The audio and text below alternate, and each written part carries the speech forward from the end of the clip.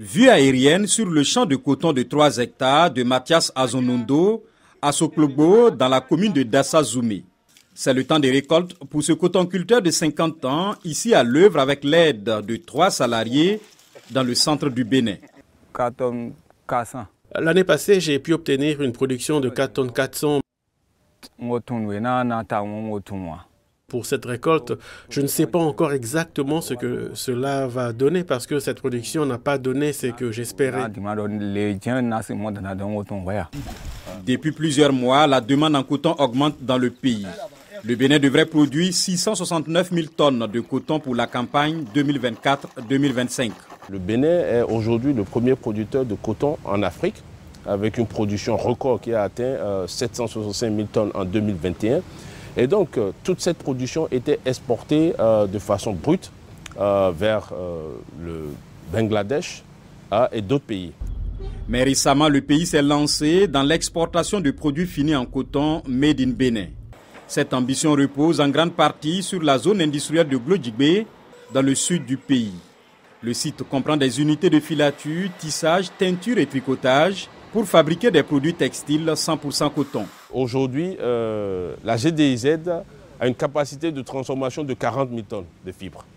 Et donc pour transformer tout ce que nous produisons comme fibres aujourd'hui en République du Bénin, à peu près 305 000 tonnes de fibres, il nous faut une trentaine d'unités intégrées de textiles.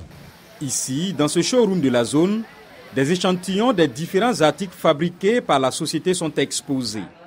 On y voit des t-shirts, des chemises, des pantalons, des robes ou encore des uniformes militaires et de policiers. Le Bénin transforme désormais un tiers de son coton selon l'agroéconomiste Nestor Adjovi à Oyo. Il y a un certain nombre de gens qui vont rentrer dans cette dynamique et qui vont trouver de l'emploi et ça va se réagir. Il y a des emplois directs et les emplois indirects. Il y a aussi les revenus que les uns et les autres pourront tirer et ce qu'ils pourront en faire.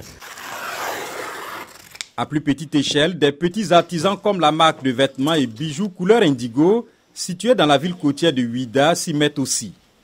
Elle a été créée en 2007 par Nadia Adanlé, qui dit vouloir proposer un produit authentique purement béninois en coton. Ici, on a fait le choix d'utiliser le coton déjà parce qu'on en produit et il fallait bien valoriser notre propre matière première. Et deuxièmement, l'avantage du coton par rapport à d'autres fibres, c'est déjà le confort à l'usage.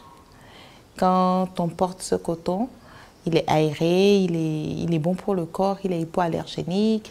L'Etonji Béton estime que les investissements présents et futurs permettront dans les 5 à 6 prochaines années d'avoir une trentaine d'unités intégrées de textiles pour transformer la quasi-totalité du coton au Bénin.